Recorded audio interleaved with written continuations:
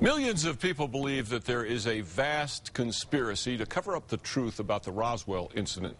But if a flying saucer really did crash on a New Mexico ranch, shouldn't modern science now be able to find evidence? Well, not many people are aware of it, but a team of UNM archaeologists conducted an intensive search for exactly that. Tonight, News 13 investigative reporter Larry Barker has the story of what they did and what they found.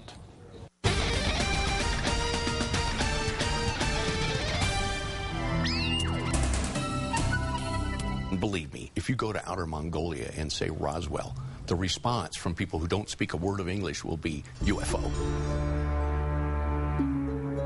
How many research projects have you done that relate to UFOs and flying saucers? This was the only one. Maybe UNM should consider changing the name of the College of Arts and Sciences to the College of Art and Science Fictions. You know the story. Aliens crashed their spaceship near Roswell. The government secretly recovers the debris and a handful of dead E.T.s. Then the whole thing is covered up. It's either the most important event in human history or one whopper of a tall tale. We have come to visit you in peace. Did it happen? Sorry, Roswell, but there's no scientific proof a flying saucer ever plowed into the New Mexico prairie. There's no GPS, photos, recordings, debris, or little green men for that matter. Zilch. Nothing. Nada. It's going to take more than the faded memories of a few old-timers to turn skeptics into believers. What the UFO community badly needs is scientific evidence. And that's where the University of New Mexico enters the picture. Dick Chapman is director of UNM's Office of Contract Archaeology. We engaged in a highly credible standard archaeological investigation of a piece of landscape that has been warranted to be the location of a flying saucer event. Yep, you heard it right. UNM on the trail of Roswell's aliens. I thought, wow, this is a real hoot. This is going to be interesting. UNM's Bill Dolman headed up the project, which was featured in a TV documentary narrated by Bryant Gumbel. Archaeologists from the University of New Mexico have returned to Roswell with a unique new mission: to use the tools of modern science to prove or disprove what some claim is science fiction. We are digging holes in the ground to look for physical evidence of an extraterrestrial vessel impact. Armed with shovels, trowels, and backhoes, UNM dug up a 9-acre piece of prairie northwest of Roswell. The summed evidence from the hearsay level knowledge that really points to this spot as being a recognized potential crash site. So of a UFO. Based on that, of a UFO. UNM's excavation was funded entirely by the Sci-Fi Channel. TV executives paid UNM thousands of dollars to put the alien crash site under a microscope. We did not go out there looking to prove the existence of a UFO crash at that location in 1947. We went out there to look for evidence of the events that were reported to have happened. UNM probed the prairie in 2002. This past May, the university published its final report. It's a document steeped in controversy. I love science fiction, but that's not what the research division of a university should be putting out. Dave Thomas is a physicist at New Mexico Tech. He also heads up an organization that promotes the use of science in examining unusual claims. I think they did get sucked into, what basically was a massive exercise in pseudoscience. The validity of UNM's alien dig is predicated on the assumption that a UFO really did crash. And where it ended up is absolutely critical.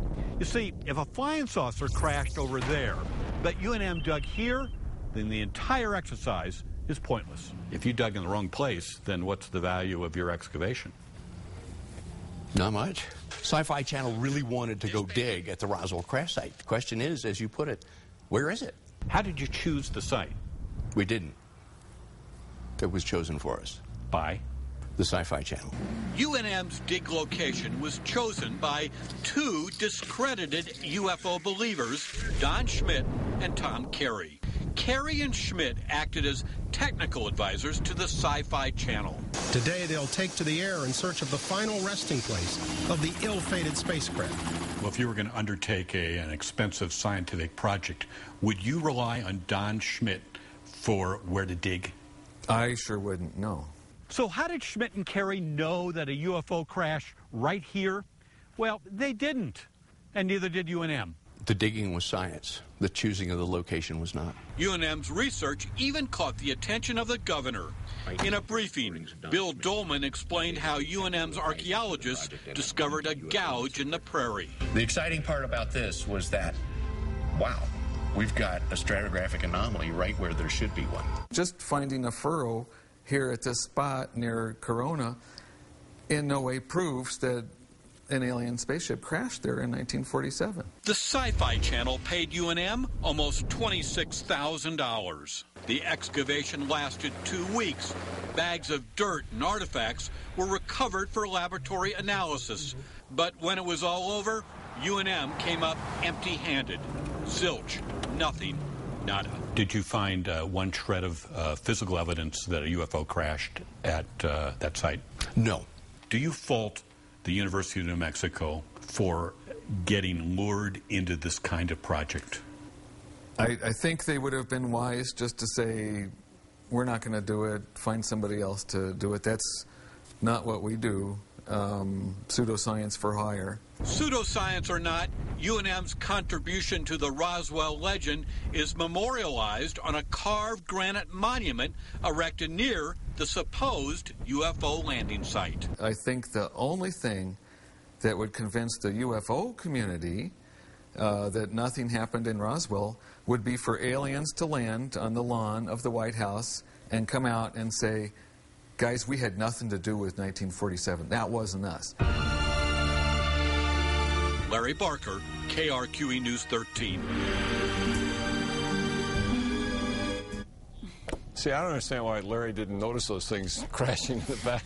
The Air Force has always said that there was a secret involved in the Roswell incident, that it was a crash of a balloon that was carrying instruments that were part of a secret government project to listen for and watch for Soviet nuclear tests, the effects of those tests. So there is. Guys.